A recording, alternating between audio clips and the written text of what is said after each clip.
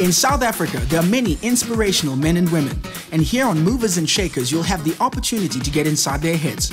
My name is Vusi Zion, and I'm on a quest to understand the path to success through the life stories of Mzansi's real visionaries.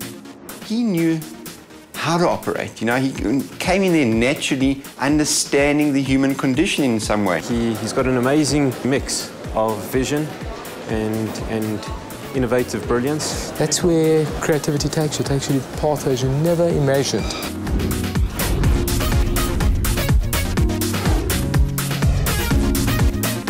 When it comes to naming the great entrepreneurs of our time, several names come to mind. Bill Gates, Henry Ford, and Steve Jobs. And from a healthcare perspective, Adrian Gore. He's the CEO of the largest medical aid provider in the country with a market cap of 20 billion rands. He's revolutionized the industry with a range of innovative products and services that have changed the way we look at healthcare in South Africa.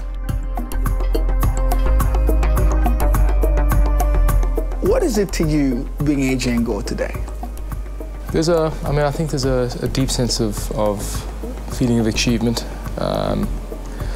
But having said that, if you look at how we're evolving and we're trying to globalize, the truth of it is that we're in a deep set of challenges right now. I don't see that ending. And it's no different to starting out 20 years ago, where those challenges are engulfing. They require huge amounts of work and dedication. I think when you bask in success and glory, I think you become vulnerable. I think you become arrogant. And I think you shouldn't do that. I feel great about what's been achieved. It's a team effort. I feel good about it. I feel great to be part of the team. But I think basking in it too much I feel it's unhealthy. What was school like for you, and what was the experience of learning in that environment? I had a great time at school. In truth, I had a great mathematical ability. It allowed me not to do much work. School was a good time, and in fact, I knew it at the time. Most times you're having a good time, you only know when you don't have it. I actually knew this couldn't last, I'm kind of a believer you shouldn't kind of peak in matric. I've known Adrian for many, many years. In my early 20s, I was with Adrian at university. I knew he was a hell of a smart guy. He really was a late bloomer, quite frankly. After school at university, he really excelled. Coming into university, did you know that there was something for you that was destined in actuarial science, or was something else driving you to choose that specific, field of study? I've always been drawn to a challenge. The truth of actuarial science, even today I would guess, but certainly in my day, it was an elusive idea. No one knew what it was. I have always had a desire for impact. Even at school, my feeling was about making a real impact over time that leaves a legacy that changes society for the better.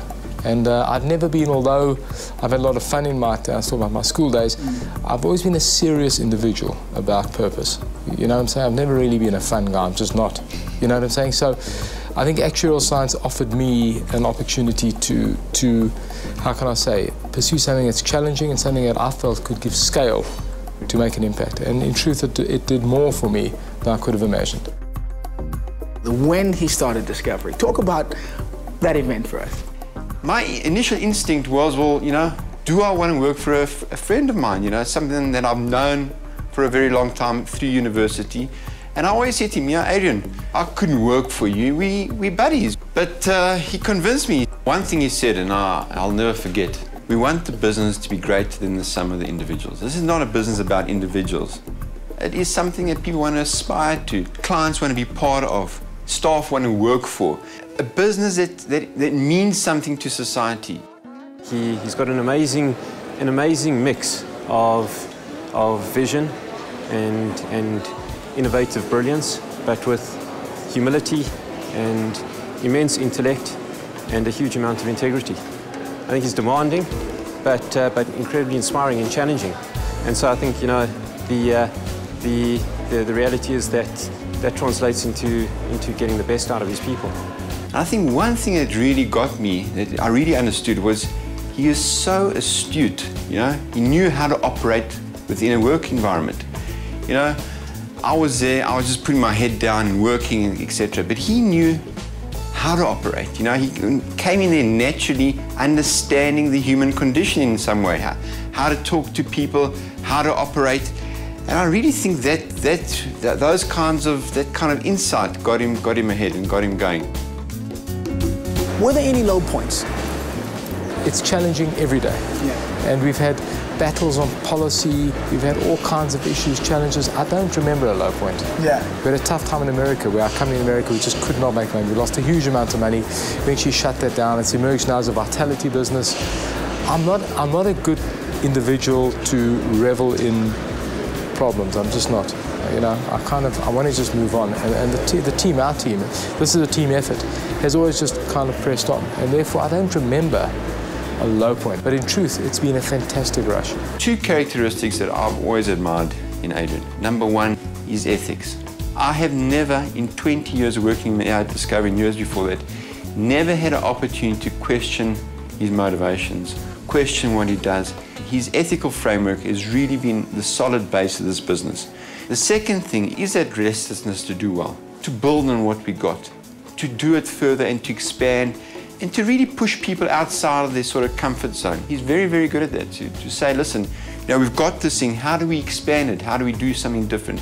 What kind of influence do you believe Adrian will inculcate into this institution that could outlast his time here? I think a sense of optimism that we can achieve anything, a feeling that we're making a profound difference in the lives of our clients, and that we have to achieve that, and that we're making a real difference to society. And I think the combination of all of those is a real legacy. Having walked this far, what if there is a single great lesson that you've learned through this experience?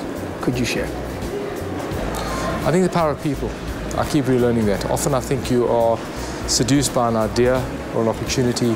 The power and quality of people in that context is one of them. The other is the ability, I think, to always stay positive, you know, about any situation, realistic, not kind of naively positive. And the other is to make important decisions quickly. You know what I'm saying? Things are going wrong, fix them quickly. You know, do things that you know have to get done. Don't let things fester.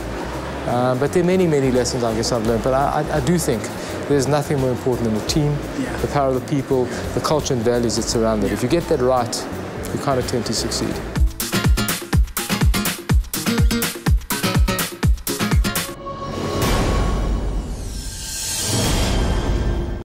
News that moves. ENCA.com.